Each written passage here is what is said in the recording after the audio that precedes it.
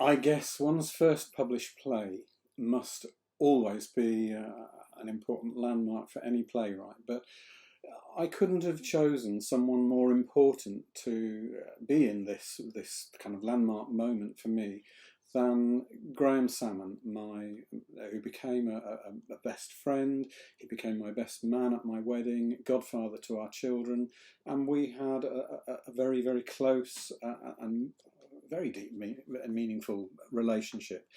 When I moved from Epping to Southampton, I put it on as my first production there with music by Brian Price, and you can see there's me, Mari, Graham. It was the thing that helped me to settle there, and it also led me to my first contact with a hero of mine, Dorothy Heathcote, who, when she heard about the play, wrote me a handwritten letter. I'm just going to read you the beginning. Mark, excuse my paper and my delay in responding to your programme, Race to be Seen. I'm reading the script as I listen to the songs on tape. It sounds most professional and full of verve and life. This whole area of documentary youth theatre genre is so exciting, and I consider it to be one of the most interesting developments at this time. I do hope that you can share some of the experiences of making such material transformed into theatre so that others may develop it forward. It is right for its age. Dorothy Heathcote, an icon for drama teachers. Graham's life also continued as mine did, obviously, and he became the first blind golfer to score a hole-in-one, ironically, very near to where we lived in Southampton. He scored it, I'm not going to remember the name, but it was an incredible achievement for a blind person to achieve that. And in 1987, the year we got married, he gained an MBE. So he became Graham Salmon MBE. Tragedy was to befall him because the cancer that he'd had in his eye went to his leg. He ended up having to have a hindquarters amputation. And we saw Graham 5 weeks before he died. That's Charlie, Graham, Mari and Ollie. And we went to play football with him, genuinely. We played football and he ended up sitting in his wheelchair playing headers with a ball he left to Charlie. And that ended up being 5 weeks before he passed away. And it was the first friend that I'd had who passed away.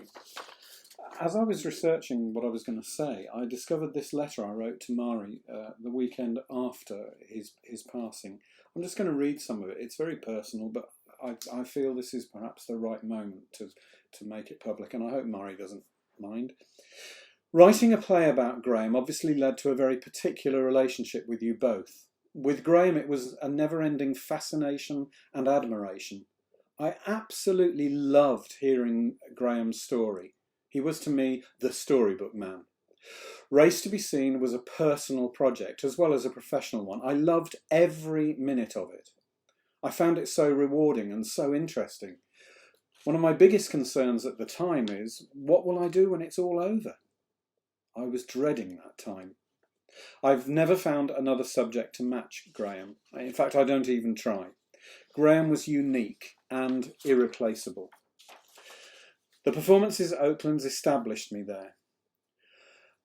I had more trust in Race than anything else I had written. I'll never forget you and Graham arriving that afternoon to cheers and a spontaneous standing ovation from the cast, and the prolonged standing ovation at the end of our final performance. I felt so proud to be introducing Graham to a brand new community. I hoped some of the reflected glory may shine on me, typical me, and it did, very, very brightly. I remember him phoning me in Southampton one day and saying to me he had some very grave news. This was about his leg. Looking back, this was the beginning of the end. But the quality of life you and he achieved together, and yes, it was both of you, not just him, was incredible. Your care for him has been second to none, and that's no exaggeration. Graham was very lucky to have you there for him, and I hope you will admit how much you did to make his final months as normal as possible. The loving care that was always so readily available, nothing was too much trouble for Mari. I'm so glad Ollie, Charlie and myself made our final visit about 5 weeks ago. When we arrived, I thought it may be our last. When we left, I was sure it was not. Graham was Graham. He still laughed. We still talked non-stop. We were still close friends despite our decreasing contact. He still played football, heading the ball this time. We still ate a wonderful lunch. We still shared our love of music, our love of life. I left your house that evening with a glow of what a lovely afternoon that always happened when I visit your home. Why couldn't it be longer? Why does real life have to interrupt these occasions? Because of our unique relationship, Graham and I always talked of our feelings. Graham knew how much I admired him, how much I loved him. Selfishly, I wanted to have a chance to say goodbye to him. It was inappropriate that Sunday. The end didn't appear to be so close. Graham will remain in our lives forever, and he has. He had some amazing tributes paid to him, from the News of the World to the Telegraph. It was big news when this guy, who was a kind of founder of the Paralympics, and one of the first stars of the Paralympics, when he died. And in the introduction to the play that I wrote afterwards, which was about his life rather than his sporting achievements and my relationship with him, Robert Phillip, the Daily Telegraph sports columnist, wrote this for the introduction. I have been privileged to interview a host of genuine sporting superstars: Muhammad Ali, Martina Navratilova, Nadia Comaneci, Tommy Smith, the Black Power athlete from the 1968 Mexico Olympics, Sir Gary Sobers, John McEnroe, Pele, but I have never met anyone quite so remarkable as Graham Salmon. What an accolade. So it was a year or so later I decided I would write the play that became Graham's Fastest World Runner. This was part one of it. This was a longer version. And because I was in it, I didn't want to put it on. I felt it was inappropriate for me to put it on. So someone who was becoming a friend of mine and was the first person who I would say was the person who was able to put on plays that I wrote better than I did. And there have been a number since. But Tim was the first. Tim Ford, who was working with Eastleigh Borough Youth Theatre, he put on the very first production of Graham, the world's fastest blind runner. And they put it on at the Point in a wonderful theatre there, got fantastic reviews. Eastleigh Borough Youth Theatre is certainly not a group to shrink from a challenge, and this inspiring play about a man triumphing over disability was nothing if not a challenge. The extremely talented actors proved more than an equal to the demands of Mark Wheeler's moving script. With few props and only their abilities to carry them, the 9 players added a depth and intensity of their own, bringing alive the words to wonderful effect. It is rare to see even professional actors handling such a serious emotional piece. EBYT delivered it with utter conviction and sincerity. They deserve the greatest respect and congratulations. It was an incredible production. I'll show you this picture first. This is one of their rehearsal shots, and this is the picture of the cast. Now, in it is a young Matt Beams, and Matt ended up writing a play with me. This is for you. Right at the end of my youth theatre career, it was the third to last production I put on, and the last one, the most recent one I've had published. So that little relationship is unique. I mean, there's Matt, playing me with a bum bag. I mean, everybody who knew me at the time will associate me with bum bags. Matt played me at the time, and he became someone who wrote a play with me, and we were on a playwriting course together. Fantastic, what a lovely thing to do.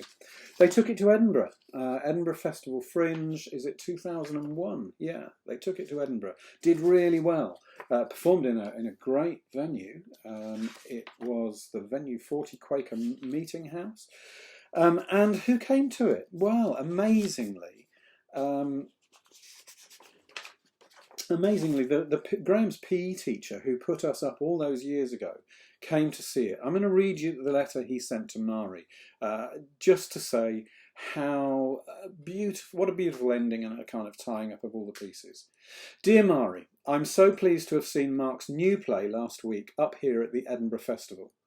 It was such a celebration of Graham's life, expressed by these youngsters with so much vitality that encapsulated his life.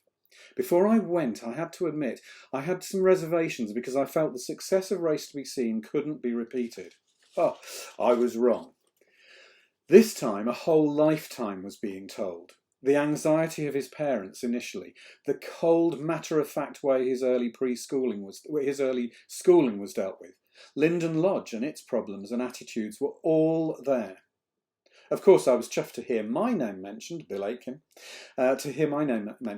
together with the Agreeables and Peter Young.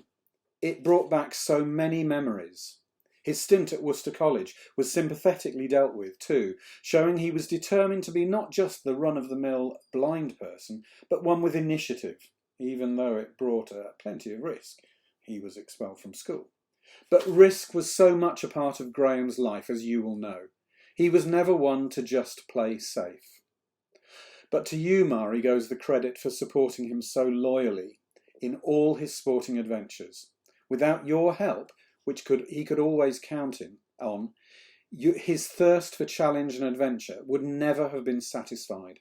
I know Mark appreciates how much Graham's success was due to you, and the inclusion of the song about you was a highlight of the play. All in all, it was a tremendous success. The Graham in this performance was an outstanding performer, and at one stage I actually thought he was blind. Mark too came across as very genuine, but then they all did. It was a truly magnificent tribute to you both.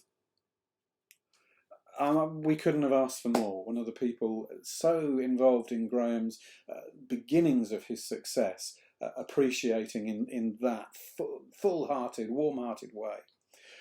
That wasn't the end for the play.